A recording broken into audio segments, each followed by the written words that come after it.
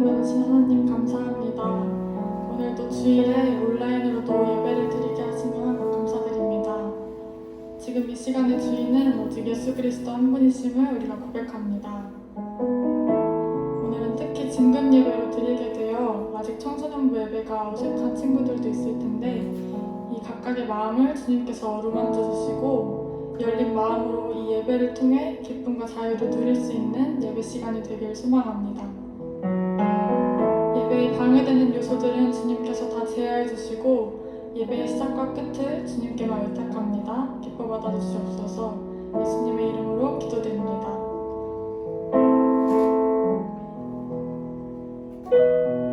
할렐루야. 다시 한번 아까 전도사님께서 알려주신 대로 해보겠습니다. 할렐루야. 아멘. 오늘 청소년부 예배 가운데 오신 여러분을 예수님의 이름으로 환영하고 축복합니다. 오늘은 특히나 새로 함께 드리게 된 신입생들을 너무나도 환영하고 축복합니다. 많이 어색할 수 있겠지만 그럼에도 각자의 자리에서 바른 자세로 진실된 마음으로 예배드리는 시간 되길 소망합니다. 함께 찬양 드리실 때 우리가 어디에 있든지 우리는 하나님을 찬양하며 예배하는 예배자임을 고백하시겠습니다.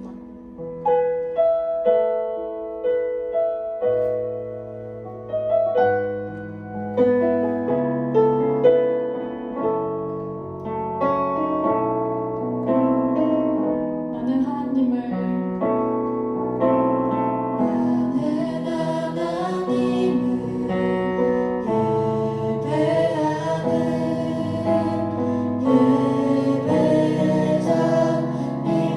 예배자입니다.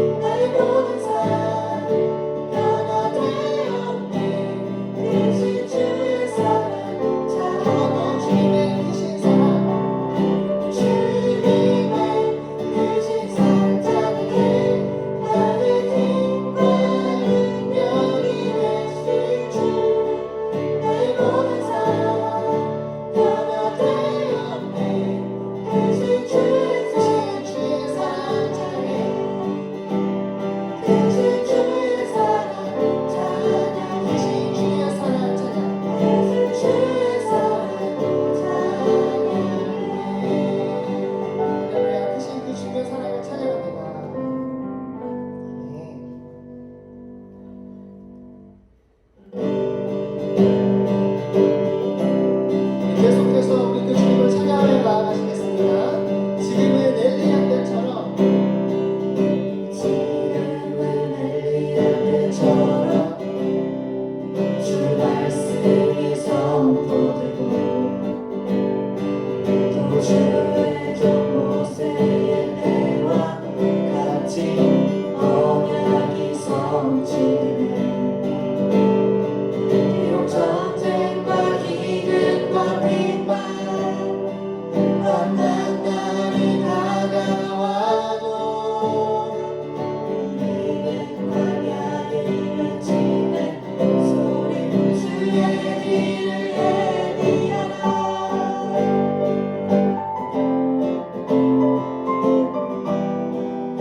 처음부터 한 번 더 찬양할까요? 지금은 엘리야 때처럼. 지금은 엘리야 때처럼 주 말씀이 선포되고 또 주의 종 모세의 때와 같이 언약이 성취되네. 비록 전쟁과 기근과 빈말 만난 날이 다가와도 우리는 광야를 외치네. 소리 주의 길을 예비하라. 오라 주님 구름 타시고 나팔 불 때에 다시 오시네. 외치세 은혜의 님 시온에서 구원이 가네.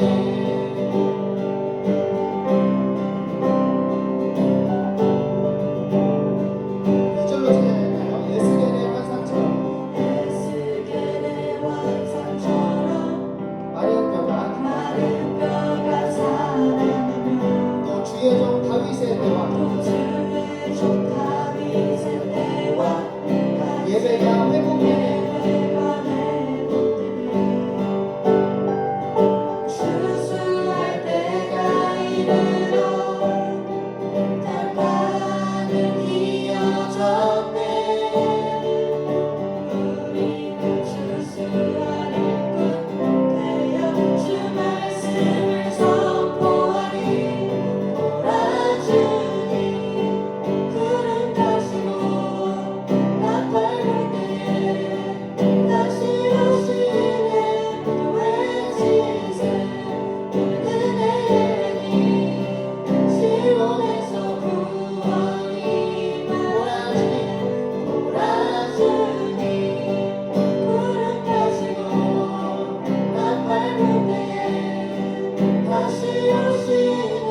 모두 외치세 은혜의 님 시온에서 구원이 오라 주님, 오라 주님 구름 타시고 나팔 불 때에 다시 오시네. 모두 외치세 은혜의 님 시온에서 구원이 가네. 오라 주님 구름 타시고 나팔 불 때에 다시 오시네. 모두 외치세 은혜의 님 시온에서 구원이 시온에서 구원이 시온에서 구원이 가네. 시온에서 구원이 가네.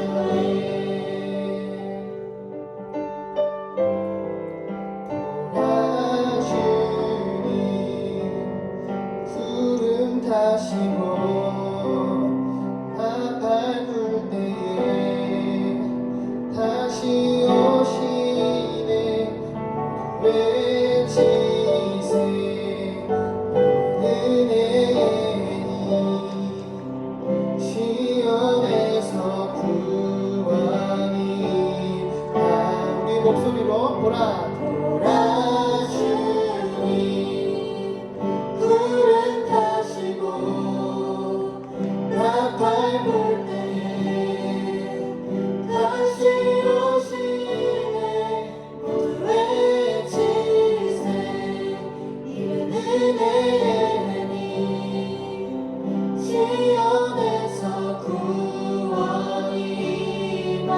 시온에서 구원이 임하네. 시온에서 구원이 임하네 시온에서 시온에서 구원이 임하네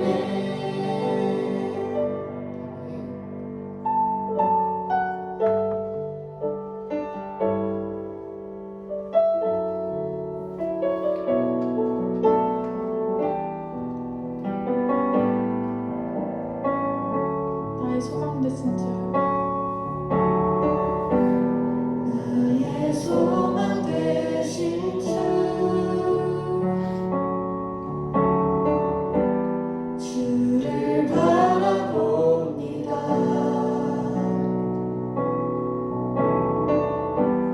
다시 오실 나의 왕 예수 주를 기다립니다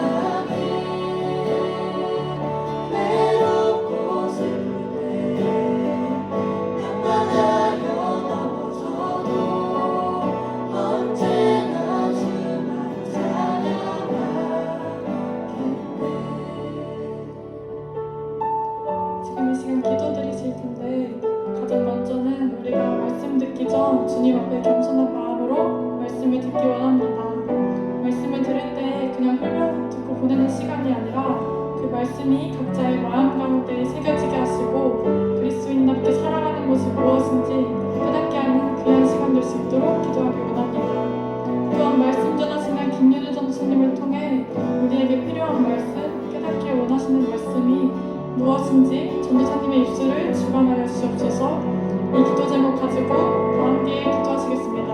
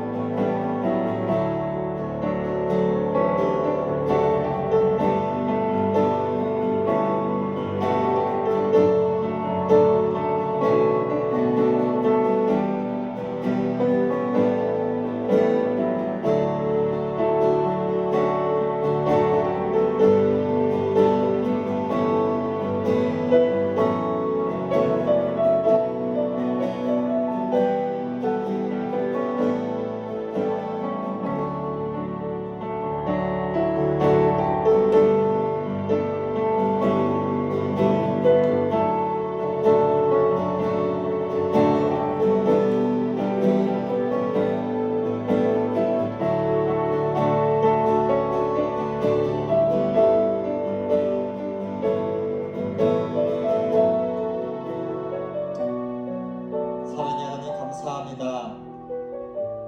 거룩한 주일날 각각의 초소에서 예배하는 다니엘 청소년부 한 사람 한 사람을 기억하여 주시옵소서. 믿음으로 선포하며 나아가는 것은 하나님, 오늘 이 시간 가운데에 38명의 학생들이 각각 22개의 동네에서 예배합니다. 각각의 조수에서 예배하는 가운데에 성령님께서 강력하게 임하시고 그 예배하는 학생들을 통하여서 그 지역이 주님 앞에 드려지는 시간 되게 하여 주시옵소서. 감사를 드리며 예수님의 이름으로 기도드립니다. 아멘. 할렐루야. 네, 반갑습니다. 많이들 들어왔네요. 지금 제가 보는 명단이 총 41명인데 여기서 이제 교회 아이디, 제 아이디, 우리 전도사님 아이디 3개를 빼면은 38명이 들어와 있습니다. 지금까지 역대 최다 인원이 28명이었거든요. 10명이 늘어났어요. 제 신입생 여러분들이 12분이 지금 접속을 하셨고, 그 외에 제가 알기로 여기 이름은 안 나있지만 한 화면에 2명씩 있는 친구들도 몇몇 있어가지고 약 40명의 학생들이 지금 함께 예배를 하고 있습니다. 제가 이제 여러분 동으로 이름을 표시해달라고 했는데 맞네요. 22개 동이에요. 저희가 있는 이 오류동을 비롯해서 한번 쭉 알려드리면 되게 많아요. 가오동, 걸마동, 계룡, 노은, 대성동, 대흥동, 둔산동, 목동, 문화동, 북수동, 복령동, 부사동, 산성동, 선화동, 송촌동, 신성동, 용두동, 월평동, 정림동, 시족동, 태평동까지 해서 정말 대전시 곳곳에서 이렇게 예배를 하고 있습니다. 용두동 손 들어봐. 용두동 손 들어봐. 용두동 어딨어? 용두동 저희 은서, 신은서하고 또 누구 있었는데 용두동? 이거 2명이 했는데 용두동이? 다른 건 아니고 나도 용두동 살아서 반가운 마음으로 봤습니다. 함께 말씀 나누기를 원합니다. 우리가 함께 볼 말씀은 누가복음 1장 말씀입니다.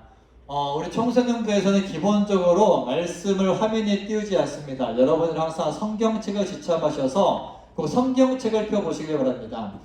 말씀 중간에 삽입되는 성경 구절에 대해서는 이제 필요상 띄워드리지만 기본적으로 미리 저희가 알려드리는 성경은 이제 띄우지 않습니다. 단 이제 오늘하고 다음 주까지는 우리 신입생들 같은 경우 아직 세번역 성경이 없을 거라 생각해서 오늘하고 다음 주까지는 이제 성경을 화면에 띄워드릴 겁니다. 예, 특별 서비스예요. 우리 신입생들을 향한.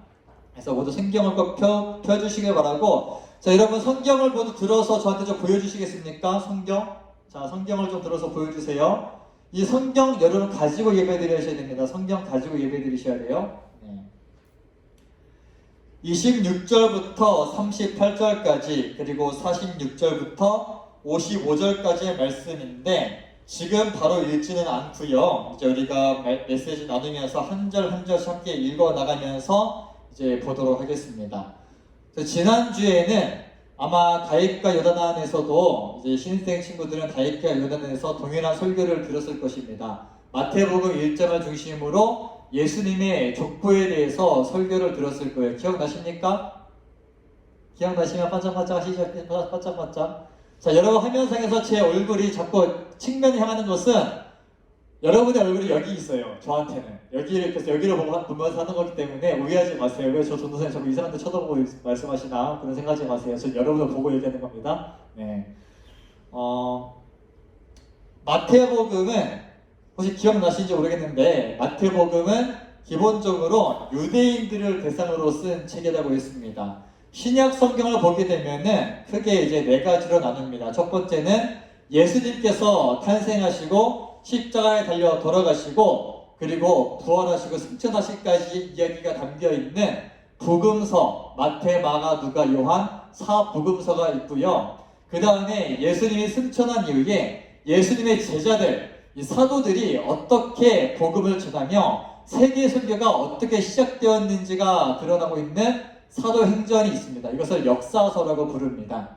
그리고 사도행전 이후 로마서부터 저기 유다서까지는 이제 이 초대교회 시절 사도행전의 시대 가운데에서 이제 서로 간에 주고받았던 믿음의 편지예요. 예를 들어 바울이 전도하다가 저기 어느 동네 교회가 어렵대, 힘들대. 그래서 격려하는 편지를 쓰고 어느 교회가 말을 징그럽게 안 듣는데 말 좀 쳐들어라 하면서 쓴 편지들, 이런 편지들, 그래서 서신이라고 그러죠. 이 서신서가 돼 있고 마지막에 요한계시록은 앞으로 일어날 일들에 대해서 예언되어 있는 묵시록이라고 합니다. 그렇게 해서 복음서와 역사서와 서신서와 묵시록 이렇게 네 가지로 신약 성경을 분류할 수가 있습니다. 지금 전도사님 한 얘기가 무슨 말인지 알아듣고 계신가요? 네, 알아듣죠? 여러분 다 지성인들이잖아. 네. 굉장히 쉽게 얘기하고 있다고 저는 스스로 생각하지만 아니라면은 저는 개인도 보내세요. 그 가운데에서 첫 번째가 바로 사복음서. 이 중에서도 가장 첫 번째 복음서가 마태복음이었습니다. 지난주에 함께 나왔던 마태복음은 유대인들을 대상으로 쓰여진 책이에요. 그래서 기본적으로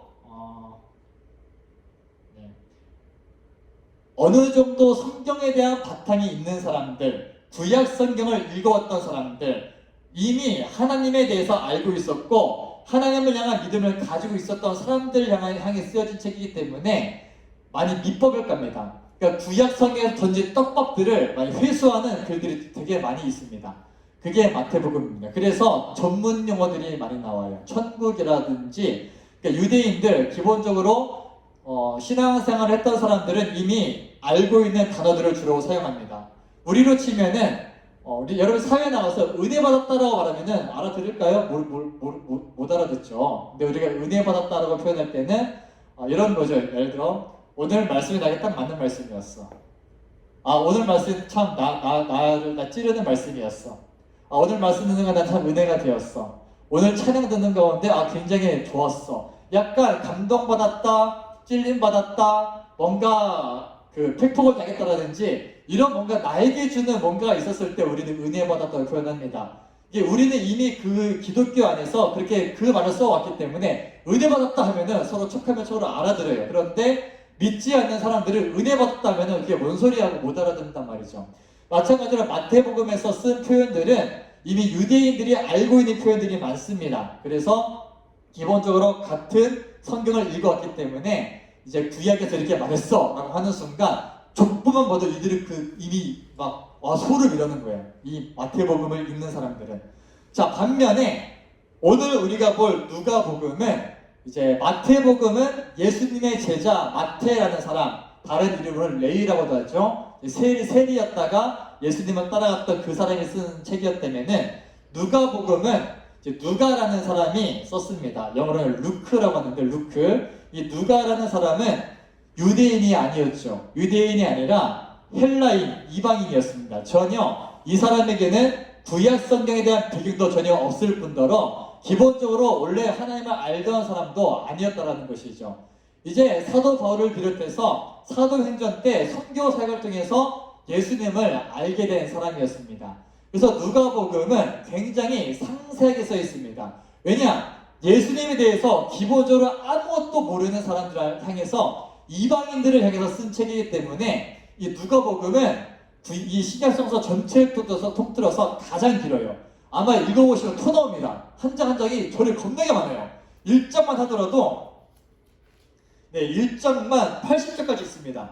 그만큼 많습니다. 누가복음 하나만으로 거의 신약성경의 반을 차지한데도 과언이 아닐 만큼 정말 길어요. 만약에 여러분 누가복음을 다 읽었다. 신약의 반을 읽은 거예요. 그만큼 누가복음은 깁니다. 이렇게 이 누가복음에서는 그래서 쉬운 말, 상세하게, 그리고 기본적으로 유대인이 아니었기 때문에 이제 유대인이 가지고 있는 사상이 아니라 이방인의 관점에서 가장 객관적인 자료 조사를 통해서 그러한 역사적인 증거와 자료와 모집된 그러한 이제 서류들을 통해서 가장 객관적으로 쓰여진 복음서가 이 누가복음이라는 거예요. 그래서 예수님에 대해서 가장 구체적이고 가장 객관적이고 가장 신뢰할 만하고 기본적으로 유대인들이 아니라 헬라인들, 이방 민족들이 봤을 때 이해가 될 만한 글로 쓰여진 게 누가복음이라는 것이죠. 그래서 누가복음에는 굉장히 많은 이야기들이 나와 있습니다. 마태, 마가, 요한에 담겨 있지 않은 수많은 이야기들, 이제 복음서의 비하인드 스토리라 할까요? 과거에 쓰여졌던 다른 복음서에 쓰여져 있지 않던 이제 예수님의 어린 시절 이야기라든지 마리아가 예수님을 잉태하기 전에 있었던 사가라의 사건이라든지 이런 일들이 참 많이도 기록되어 있습니다.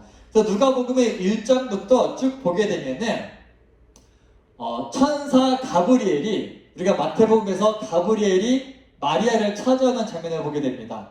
누가복음에도 마찬가지예요. 그런데 누가복음에는 이 가브리엘 천사가 마리아를 찾아가기에 앞서서 먼저 찾아간 사람이 있었어요. 그게 누구냐? 사가랴라는 사람이었습니다. 이 사람은 유대인들 중에서도 약간 지도층에 있었던 제사장이었고 나름대로 오늘날 교회를 치면은 사역자였죠. 전도사님이나 목사님 같은 사람이었습니다. 굉장히 믿음도 좋고 율법에 정통하며 하나님의 일을 해왔던 이 사가라는 사람이 제사를 진행하죠.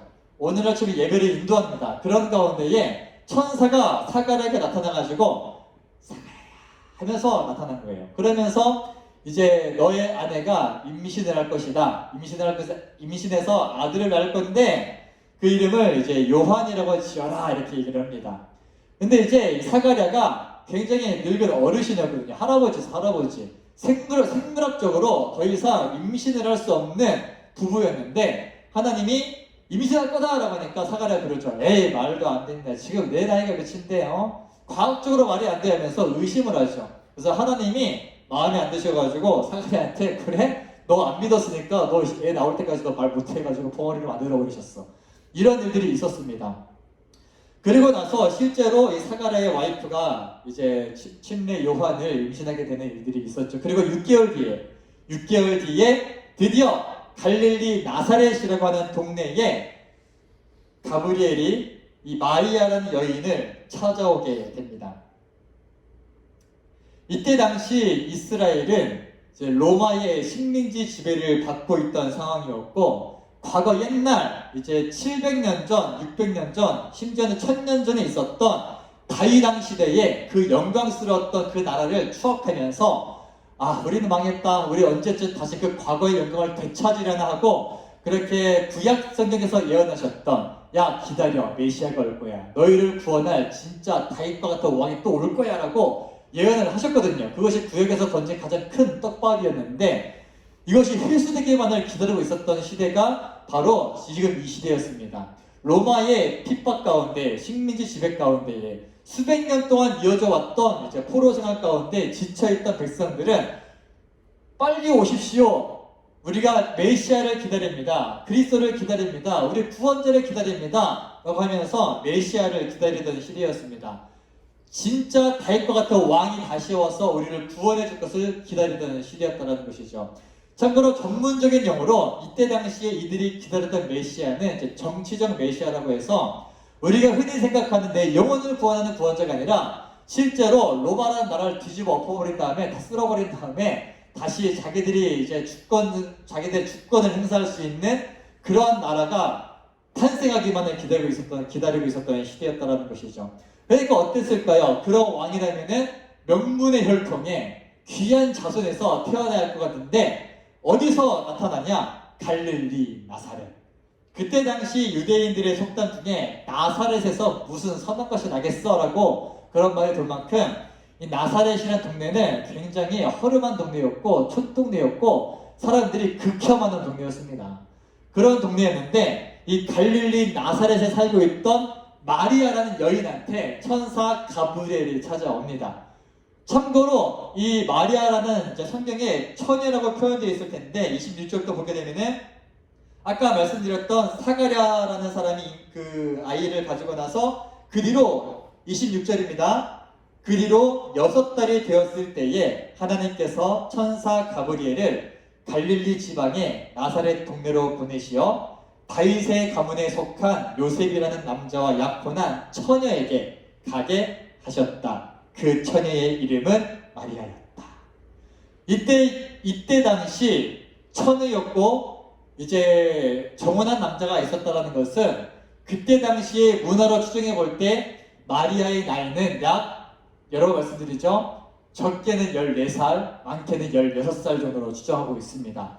전도사님 어제 또 어떤 자료를 찾아보다 보니까 심지어는 12살까지 보는 경우도 있더라고요. 그때 당시에 처녀라고 한다면은 물론 그 정도 나이는 아니었을 거예요. 아마도 15 임신을 했다고 하니까 이제 15 내지는 16 그러니까 중딩이야 중딩. 여러분 중딩. 여러분 나이 때. 자 중이 손 들어봐 중이. 중이 내가 중이다 손 들어봐. 이제 중이 올라간다. 박형진, 신혜. 에휴 불쌍한 것들. 얘들 힘들겠다. 전도사님 중이 때 진짜 힘들었거든. 왜 힘들었는지 생각해 보니까 학교 가니까 앞에도 중이, 옆에도 중이, 뒤에도 중이, 다 중이인 거야. 그래서 힘들었나 봐. 야, 니들 이제 학교 가면은 친구들이 다 중이야. 어떻게? 큰일 났어. 힘내라, 얘들아. 어쨌든 중2, 중3 이때의 나이였단 말이야, 마리아가. 이런 나이 처녀였던 마리아한테 천사가 나타난 거예요. 그래서 28절에 천사가 안으로 들어가서 마리아에게 말하였다. 기뻐하여라 은혜를 입은 자야 주님께서 그대와 함께 하신다. 마리아는 그 말을 듣고 몹시 놀라 도대체 그 인사말이 무슨 뜻일까 하고 궁금히 여겼다. 자 생각해보세요. 여러분 집에서 막 설거지를 하고 있어. 이제 설거지를 하고 있는데 갑자기 문을 열고 천사가 들어오면 하이! 이게 인사를 하는 거야. 자 어때? 당황스럽지? 당황스러웠을 거야. 마리아 그 말을 듣고 몹시 놀라. 도대체 그 인사말이 무슨 뜻일까 하고 궁금히 여겼다. 30절에 천사가 마리아에게 말하였다. 두려워하지 말아라. 당연히 무섭지. 갑자기 낯선 사람이 들어왔는데 집에. 마리아야 그대는 하나님의 은혜를 입었다. 보통 우리가 일상에서 이런 일이 발생하면 일단 이단부터 의심하고 보는데 보아라 그대가 잉태하여 아들을 낳을 터이니 그의 이름을 예수라고 하여라. 중이 중산들아 잘 들어. 너희들한테 천사가 나타나가지고 하이 인사한 다음에 야 기뻐해라 네가 축복받았어 너 임신할 거야 라고 하면은 어떤 마음이 들겠어. 굉장히 당황스럽다고. 그리고 나서 32절에 그는 이디하게 되고 더 높이 높으신 분의 아들이라고 불릴 것이다. 주 하나님께서 그에게 그의 조상 다윗의 왕위를 주실 것이다. 그러니까 이때도 마리아가 생각하는 거예요. 어디선가 들어본 말인데 기본적으로는 마리아는 이제 나중에 46절부터 말씀 보게 됐을 때 그녀가 하나님께 찬송시를 지어서 올려드리는데 그것을 봤을 때 마리아는 기본적으로 이제 예배를 잘 드렸던 자매였던 것 같아요. 그래서 말씀을 굉장히 잘합니다. 말씀의 기본이 깔려있는 자매였어. 그런 것 같아. 그래서 이제 그의 조상 다윗의 왕위를 주실 것이다 말하는 순간 마리아가 점점 뭔가 혹시 설마 이렇게 이제 생각이 들었던 것 같아요. 33절에 그는 영원히 야곱의 집을 다스리고 그의 나라는 무궁할 것이다. 마리아가 천사에게 말하였다. 나는 남자를 알지 못하는데 어떻게 이런 일이 있겠습니까? 자, 아까 사가랴라는 제사장이 동일하게 이 목사였던 사람, 목사 같은 이제 교회에서 이제 전도사님이나 목사님처럼 뭔가 신앙이 좋다, 믿음이 좋다 여겨지는 이 제사장한테 천사가 나타나가지고 야, 네 와이프가 임신할 거 했을 때는 사가랴가 어떻게 했다고요? 의심했죠. 우리가 나이가 몇인데 에이 말도 안 돼. 그래가지고 하나님이 어떻게 했다고요? 덩어리를 만들어 버리셨죠. 그런데 마리아도 동일한 얘기를 하죠. 나는 남자를 알지 못하는데 어떻게 이런 일이 있겠습니까? 근데 살짝 다릅니다, 뉘앙스가. 마리아가 이 말을 했을 때 뉘앙스는 이제 사가랴가 말하는 것처럼 의심을 깔고 하는 말이 아니라 믿음을 바탕으로 한 말이었어요. 그러니까 마리아가 말하는 이 의미는 나는 남자를 알지 못하는데 어떻게 이런 일이 있겠습니까? 이 말도 안 돼요 이런 의미가 아니라 주님이 일하시면 될 걸로 믿습니다. 근데 나는 아직 그러한 남자와의 관계도 없었고 결혼도 안 했는데 어떻게 그런 일이 일어나게 되는 건가요? 라는 믿음을 전제로 한 그러한 질문이었다는 것이죠. 예를 들어 제가 예전에 한번 이런 얘기를 했었는데 제가 만약에 여기서 선포를 하는 거야. 야 전도사님 다음 주에 결혼해! 라고 하면은 보통 많은 경우 전도사님 불신하시거든요. 에이 말도 안 돼. 전도사님이 에이 이러지만 믿음이 전제된 친구들은 어떤 일이 있었던 겁니까? 도대체 무슨 일이 있었던 거예요? 라고 그런 질문을 한다는 것이죠. 지금 마리아는 천사에 그 질문하고 있는 거예요. 주님이 하신다면 능히 가능할 텐데 어떻게 이런 일이 가능한 건가요? 라는 그러한 질문이 있었다는 것이죠. 그래서 35절에 천사가 마리아에게 대답하였다. 성령이 그대에게 임하시고 더없이 높으신 분의 능력이 그대를 감싸줄 것이다. 그러므로 태어날 아기는 거룩한 분이요 하나님의 아들이라고 불릴 것이다. 보아라, 그대의 친척 엘리사벳 사가랴의 와이프입니다. 늙어서 임신하였다. 임신하지 못하는 여자라 불리던 그가 임신한 지 벌써 6달이 되었다. 하나님께는 불가능한 일이 없다라고 천사가 마리아에게 성령으로 인해서 잉태하게 될 것을 얘기를 해줍니다. 그때 마리아가 고백하죠. 오늘 말씀의 제목이었죠.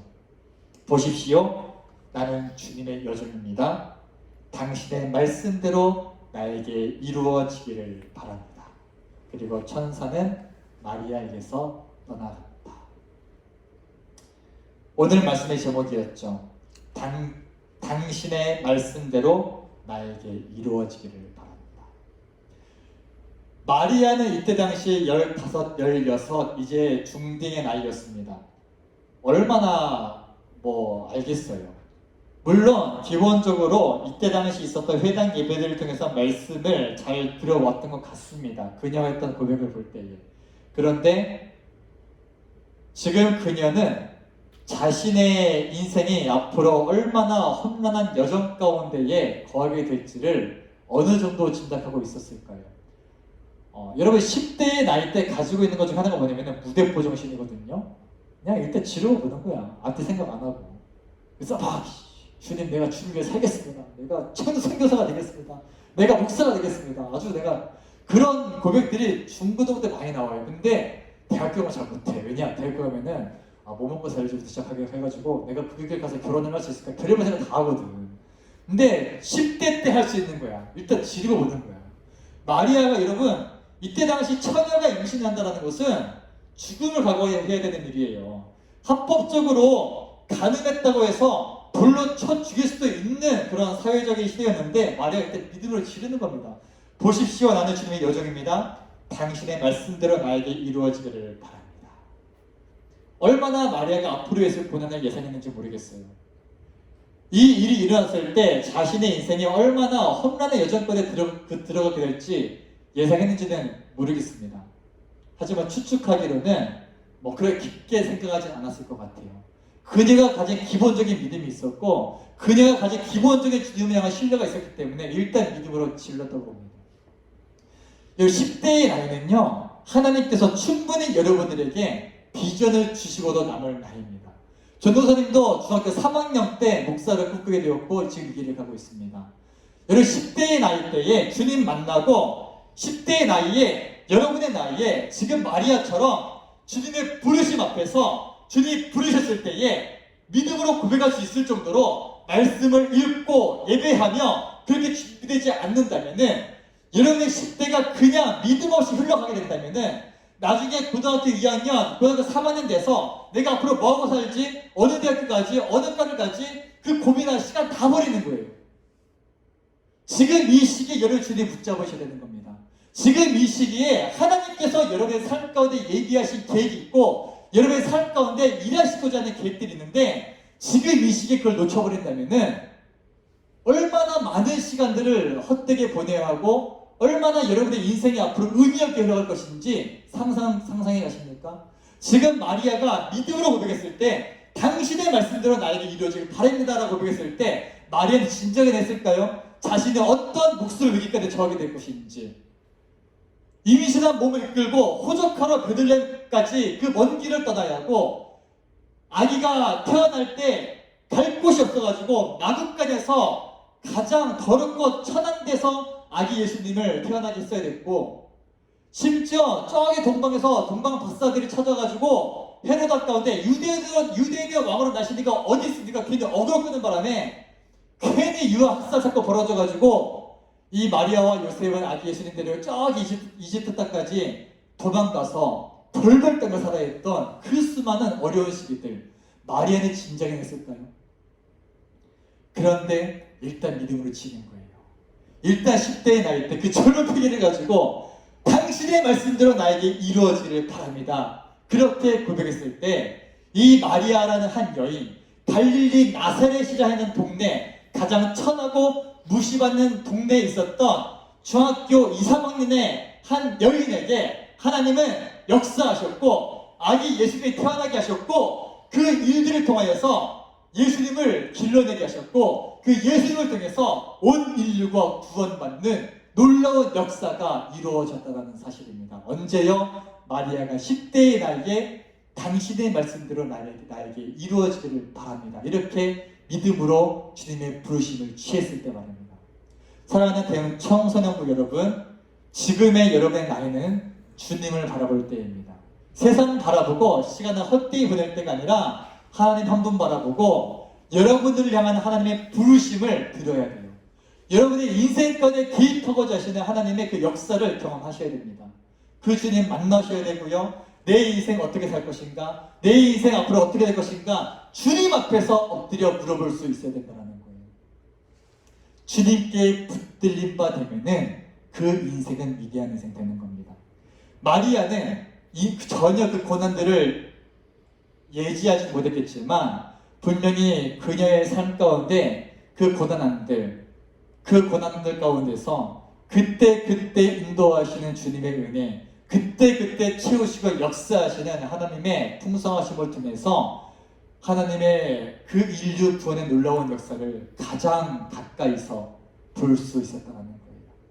그리고 그녀의 이름은 세세토록 남아서 오늘날 수많은 사람들이 마리아라는 이름을 알고 있고 오늘 수많은 사람들이 마리아처럼 살아라 하면서 그 마리아의 이름을 영어로는 메리라고 하는 메리 그렇게 이제 이름을 지어 부를 만큼 그러한 갈릴리 촌동네의 중등 여학생이 지금 이렇게 하나님의 놀라운 일이 쓰임받은 너무나 귀하고 위대한 사람이 되었다는 겁니다. 저는 여러분들이 그저 그런 인생으로 살다가 가지 않기를 소망합니다. 10대의 나이에 주님을 붙잡으십시오. 주님을 따라가십시오. 하나님께서 여러분을 향한 계획을 분명히 가지고 계시고 여러분 믿음으로 당신의 말씀대로 나에게 이루어지기를 고백할 때 그때 주님께서는 여러분의 삶을 이끌어 가실 것입니다. 같이 한번 좀 찬양하실 텐데요. 이제 46절부터 보게 되면은 마리아가 자신에게 일어난 이 놀라운 일들을 바라보면서 이렇게 찬양합니다. 46절에 내 영혼이 주님을 찬양하며 내 마음이 내 구주 하나님을 좋아함은 그가 이 여종이 비천함을 보살펴 주셨기 때문입니다. 갈릴리 나사렛에 살던 한 여인, 촌동네에서 비천하게 살던 그 여인을 그 비천함을 보살펴 주신 하나님을 경험합니다.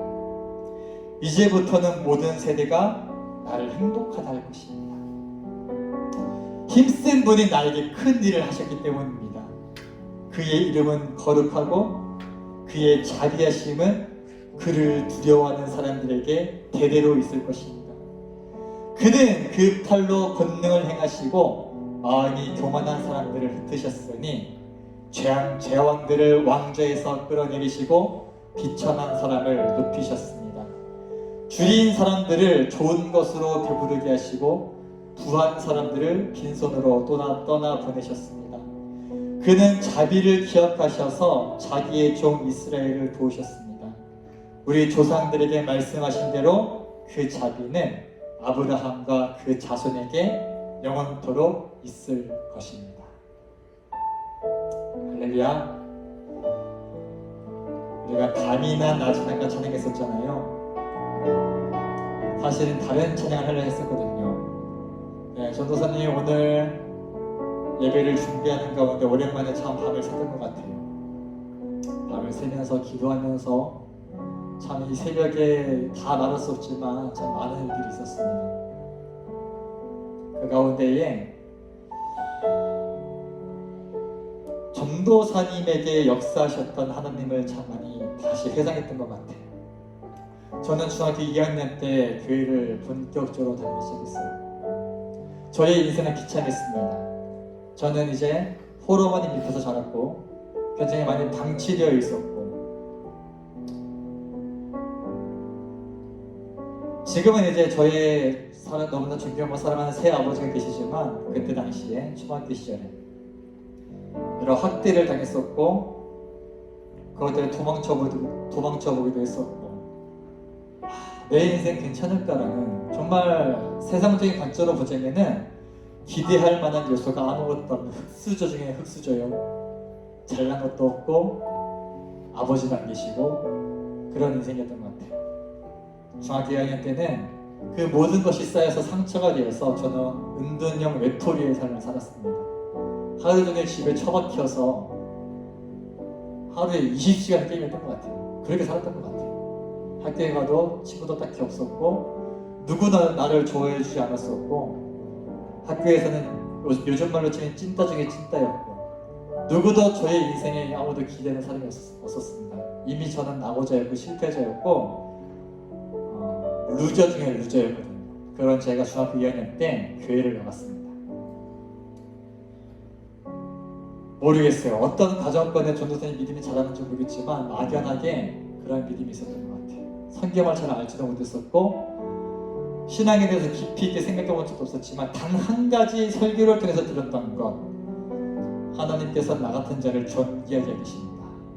누구도 나를 존귀하다가 말해주지 않았는데 교회에서는 설교를 통해서 사람들을 통해서 윤혜야 너는 축복된 사람이야, 윤혜야 너 너무 귀한 사람이야, 주님이 너를 존귀하게 쓰실 거야. 어차피 답 없는 이 인생이라면 하나님께 맡겨보자. 주님 제가 뭣도 몰랐어요. 아무것도 모르지 그냥 고백했습니다. 주님께 쓰임받는 사람 되고 싶습니다. 주님께 쓰임받는 사람 되고 싶습니다. 그 한 번의 고백, 뭣도 모르니까 그 고백을 하나님은 받으셨더라고요.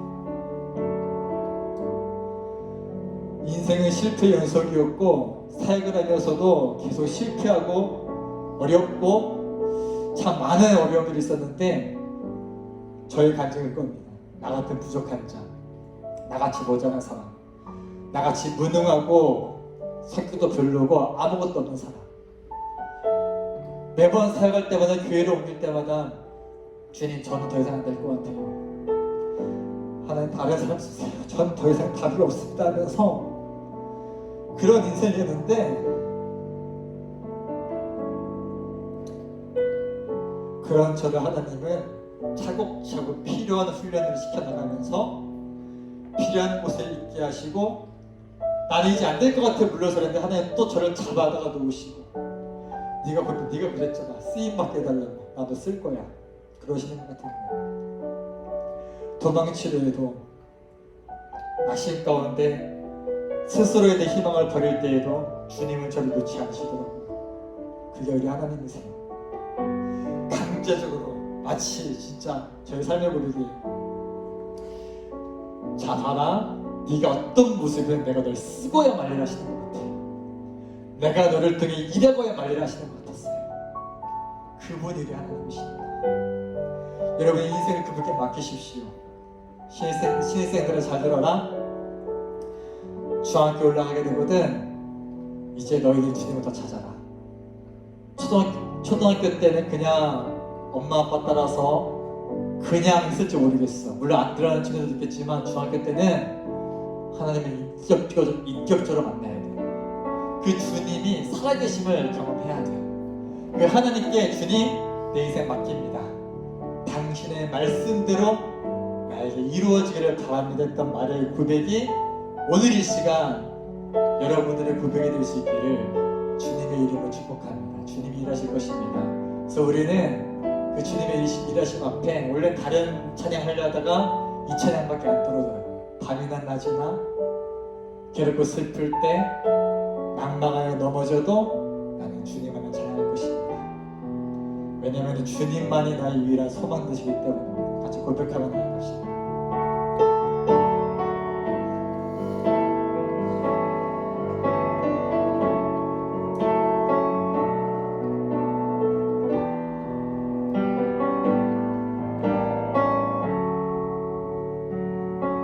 나의 소망 되신 주, 나의 소망 되신 주, 주를 바라봅니다.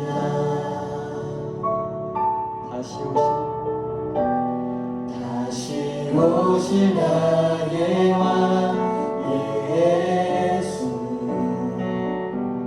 주를 기다립니다. 우리 한번 더 나의 소망 되신 주님, 나의 소망 되신 주, 주님을 바라봅니다. 주를 바라봅니다. 다시 오실 나의 왕,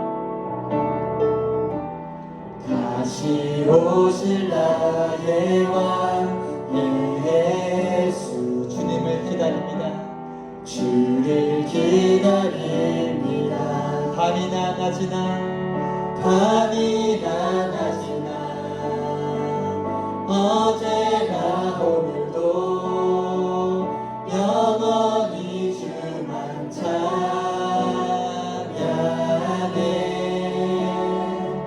괴롭고 슬플 때 난방하여 넘어져도 언제나 주만 찬양하길.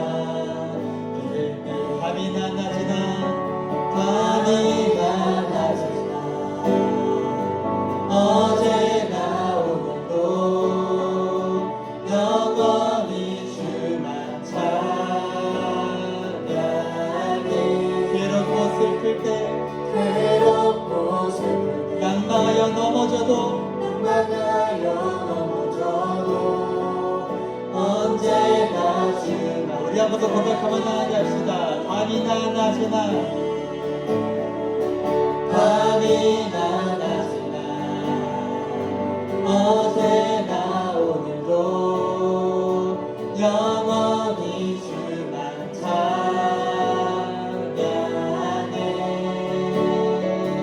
괴롭고 슬플 때 난방하여 넘어져도 언제나 주만 찬양하겠네.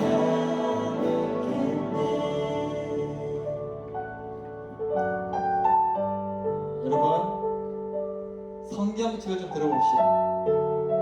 여러분과 성경책을 좀 들어보세요. 이 성경책을 가슴에 좀 이렇게 꼭 안아봅시다.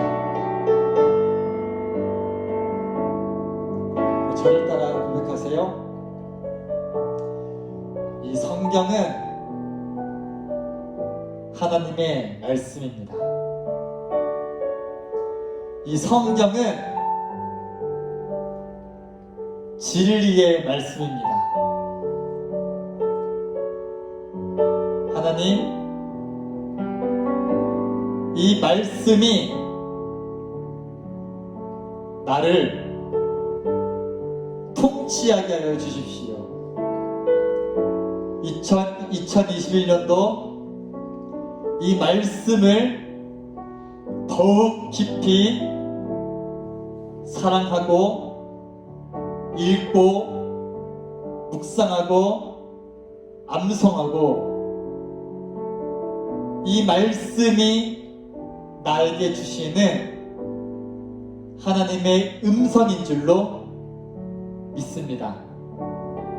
하나님, 2021년도 한 해 이 말씀에 생명 걸겠습니다.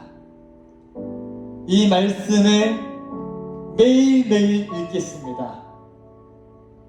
말씀이 하라는 대로 하고 말씀이 하지 말라면 안 하겠습니다.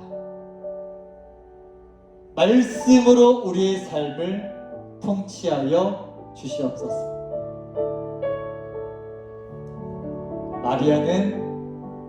마리아의 고백을 볼 때에 마리아의 삶을 지배하고 있던 것은 하나님의 말씀이었습니다. 그래서 그녀는 말씀을 붙잡고 기도하고 찬양하였습니다. 같이 한번 기도하실 때 하나님, 2021년도 이 성경 말씀 더욱더 깊이 사랑하고 이 성경 말씀과 더 깊이 동행하게 하여 주시옵소서. 말씀을 통해서 나에게 주님께서 무언가를 요구하시고 부르실 때에 당신의 말씀대로 나에게 이루어지기를 바랍니다 고백하는 그런 2000년 전 마리아에게 있었던 갈릴리 나사렛이란 촌동네에 있었던 중학생 자매한테 있었던 그 놀라운 사건이 이 청소년기 시절에 나에게도 동일하게 있게 하여 주시옵소서. 이러한 고백을 가지고 함께 기도하며 나아갑시다. 기도합시다. 오 사랑의 아버지 감사드립니다. 주님의 은혜 가운데 우리가 믿음으로 접하며 기도하며 나아가는 것은 아버지 이 말씀이 우리의 능력이고 이 말씀이 우리의 생명이고 이 말씀이 살아계신 하나님의 진리의 말씀을 믿습니다.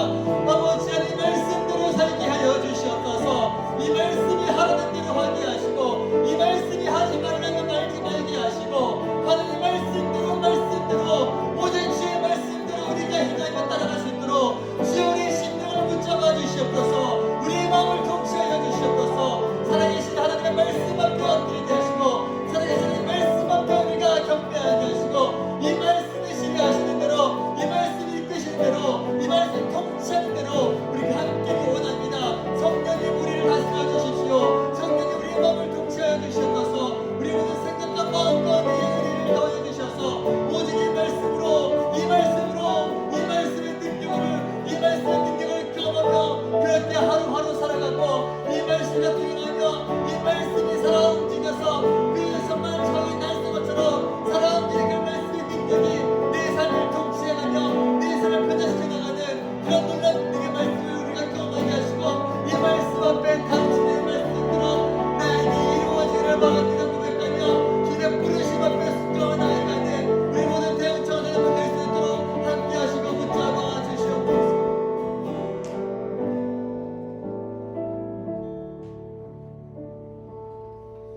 사랑의 하나님 감사합니다. 주님이 사랑하는 우리 다니엘 청소년부 친구들 오늘 이 자리에서 22개의 동네에서 대전시 곳곳에서 함께 같은 시간에 같은 마음으로 같은 고백으로 하나님께 예배드렸습니다. 우리 한 명 한 명의 친구들 축복하여 주시고 특별히 이제 오늘부터 새로 합류하게 된 우리 신입생 친구들 특별히 기억하여 주셔서 이제도 시작되는 청소년기의 이 어려운 시기들 가운데에 말씀의 능력으로 잘 이겨내며 비전을 발견하며 이 땅 가운데 기억에 쓰임받는 한 사람 한 사람 될 수 있도록 은혜 내려 주시옵소서. 감사를 드리며 예수님의 이름으로 기도드립니다. 아멘.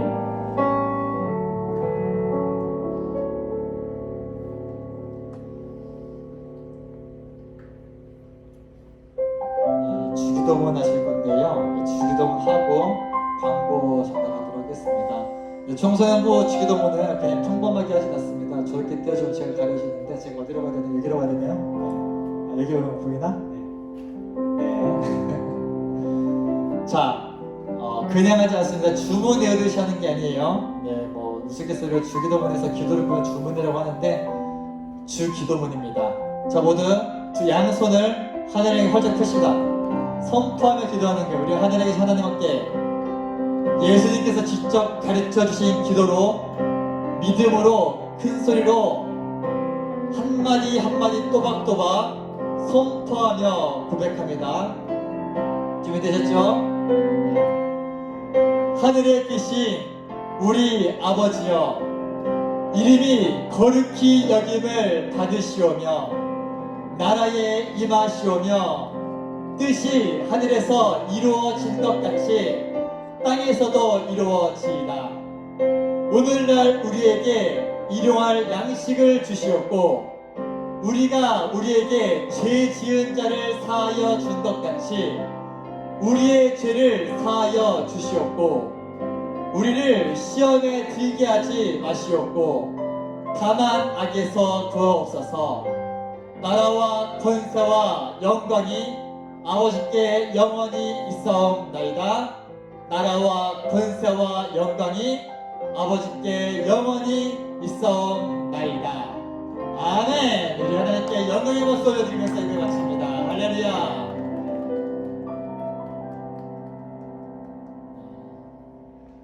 어떻게 은혜가 되십니까? 네, 은혜가 되시면은 반짝반짝 해주세요. 할렐루야. 관건 몇 가지 전달하도록 하겠습니다. 네, 좀 띄워주시면은 자, 우리 신입생들, 자, 신입생들만 바짝바짝 목소리 말아 하니까 신입생들 바짝바짝. 자, 언니들아 오빠들아 가라. 네 동생이다. 잘 챙겨라. 자, 신입생 진급하신 여러분을 환영합니다. 이제 다니엘 청소년부에서는 세 번역 성경을 사용합니다. 1월 중에 모든 신입생 친구들에게 세 번역 선물을 선물로 보내드릴 테니까 따로 구입하지 않으셔도 됩니다. 혹시라도 본인의 개인의 취향이 있다 하시는 분들은 말씀해 주세요. 네. 두 번째 광고는 온라인 토요 기도회가 매주 토요일 밤 9시에 있습니다. 토요 기도회는 우리 대흥 침례교회와 청소년부를 위해서 기도하는 시간이에요. 이 대흥 침례교회 토요 기도회가 대흥 청소년부의 핵심 중의 핵심입니다. 이 기도회를 통해서 청소년부 가운데 하나님이 일하지 믿습니다. 기도의 뜻이 있는 사람들, 나 또한 사명 감당하겠습니다 하는 친구들은 토요일 밤 9시 이 황금 같은 시간을 하나님께 드려보시기를 주님의 이름으로 축복합니다. 세 번째 광고입니다. 청소년부 온라인 아침 경건회가 있습니다. 여러분, 아까 우리가 말씀에 대해서 얘기했었죠. 주빈단의 말씀 잘하고 계십니까? 아무래도 청소년들은 주빈단을 하기가 부모님과 함께 어려운 경우들이 있어서 이제 제가 직접 줌을 통해서 매일 아침 8시에 제 말씀 나눔을 진행합니다. 혹시라도 집에서 나는 엄마 아빠와 주빈날을 할 시간이 없습니다. 엄마 아빠랑 같이 못하고 있다는 친구들은 얼마든지 들어오셔도 되고요. 이제 8시다 보니까 아직 방학 안 한 친구들은 어쩔 수 없겠지만 방학을 했거나 이제 온라인 클래스를 하거나 이제 계약을 하더라도 격주로 학교를 가게 되는 경우에 들어올 수 있을 때 자유롭게 참여하시면 되겠습니다. 혹시 이제 집에서 부모님과 충분히 이런 말씀 나눔을 주민들이 꼬박꼬박 하고 있습니다 친구들은 굳이 안 해도 괜찮아요. 거기에 이제 충실하시면 되겠습니다. 네, 그 다음 한번 주세요. 네. 자, 헌금합시다. 여러분 헌금하고 계십니까? 지금 오프라인이 아니다 보니까 이제 봉투가 아니어서 어렵죠. 전자도 쉽지 않더라고요. 네, 헌금은 하나님의 은혜에 대한 감사와 하나님을 경외하는 마음을 표현한 중요한 신앙 고백 중에 하나입니다.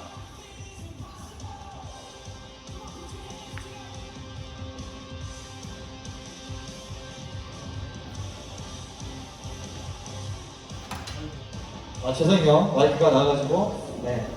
중요한 신앙 고백입니다. 다음 주부터는 예배 중에 동원 시간을 마련할 거예요. 그래서 학생 여러분들도 온라인으로 할 수 있는 친구들은 온라인을 헌금해 주시고, 되게 어려운 친구들은 아마도 부모님들이 모아놨다고 헌금하실 수도 있을 거예요. 그때 차고차고 따로 이제 구별해 두셨다가 하나님께 헌금 빼먹지 않도록 하시면 좋을 것 같습니다. 또 그 다음 광고 있습니까? 네, 목장이 편성됩니다. 청소년부는 총 4개의 목장으로 편성됩니다. 전 학년 연합이 될 겁니다. 중학교 1학년부터 고3까지 한 반으로 구성되고 상당히 목장 수가 적은 만큼 인원이 많아요. 한 목장에 약 30명이 넘는 인원들이 배정되게 될 것입니다. 물론 그 가운데 실제적으로 예배를 잘 나오고 있는 친구들을 따지면 몇 명 안 되긴 하는데 어쨌든 그렇게 구성을 하니까 많이 낯설 겁니다. 하지만 교회 속의 작은 교회 의미로서 목장을 하는 만큼 여러분들이 각 목장 안에서 선생님들과 함께 잘 나누시고 이제 활성화되었으면 좋겠습니다. 추후에 이제 선생님들이 더 채워지고 하게 되면은 아마도 중등부와 고등부는 분리될 수도 있습니다. 그런 부분들을 미리 유념해 주시면 될 것 같습니다. 목장 발표는 이제 주중에 각 선생님들께서 여러분들의 개별적으로 연락을 하실 거예요. 그걸 듣고 참고하시면 되겠습니다. 이상 광고는 끝이죠? 네, 광고는 마치도록 하겠습니다. 오늘 이 긴 시간 청소년 다이어 친구들 다이어 아니지 이제 신입생들아 길지 이게 청소년 예배예요. 네, 오늘 좀 짧게 끝난 거예요 참고로. 네, 농담이고요. 이제 길어지면 12시 20분까지 시작됩니다. 그걸 인식하시고 충분히 하나님께 여러분이 드릴 수 있는 최고의 것으로 드릴 수 있기를 바랍니다. 오늘 오랜만에 보는 얼굴 되게 많네. 여원이 안녕? 박여원 반가워. 여원이도 있고 또 누구 있었는데? 자 강태욱이 들어왔고 네 희도 반가웠고 네. 네 아무튼 너무너무 감사합니다. 자 어쨌든 오늘 하루도 좋은 하루 되시고 내일부터 시작된 한 주 가운데도 말씀 붙잡고 승리하시길 바랍니다. 한 가지 숙제 내드릴게요. 카카오톡에 초대되어 있는 친구들은 은혜가 되시면 카카오톡 게시판에 아마 예배에 대한 안내글이 있을 거예요. 보셨죠? 자, 괜히 게시글을 올린 게 아닙니다. 게시글 댓글에다가 여러분 혹시라도 받은 은혜가 있다 하면은 그 댓글로 오늘 예배를 통해 받은 은혜들을 마음껏 자유롭게 표현해 보시면 좋을 것 같습니다. 아마 두빈날의 교재에도 그런 말들이 있을 텐데 그 안에 적은 내용들을 표현해 보셔도 좋을 것 같아요. 나눔의 릴레이가 청소년부 안에 풍성하기를 소망합니다. 억지도 아니고 강제도 아닙니다. 근데 네 많이 참여해 주시길 부탁드려요. 이렇게 말했는데 아무도 안 하면 굉장히 뻘쭘하죠. 네, 용기를 잃어버립니다. 네. 오늘 하루도 좋은 하루 되시고 다음 주 이 시간에 또 만나보도록 하겠습니다. 자 오늘 빠이. 자 선생님들 앞으로 나오시 인사 좀 하시죠. 네. 카메라 나오셔서 인사 좀 하세요. 네. 이거 다 나간다. 네. 들어오세요. 거기서 듣다가. 네 우리 선생님들 중에 일부입니다. 네. 네. 네, 이제 한 명씩 인사하시고 퇴장해 주시면 되겠습니다. 네, 가능하시면 육성으로 인사 좀 해주시고요. 네. 안녕. 안녕히 계세요. 안녕. 안녕히 계세요. 안녕히 계세요. 네, 그래 들어가. 안녕히 계세요. 선아 안녕. 지민이 안녕. 아이고. 안녕히 계세요. 그래. 예슬이 안녕. 윤서 안녕. 네. 은서야 목소리 좀 들어줄래? 안녕하세요. 그래. 어서 썼어. 잘 들어가고. 송수 점수 탄 거 아니야? 들어와 놓고 지금? 수 안녕. 마지막 퇴장합니다.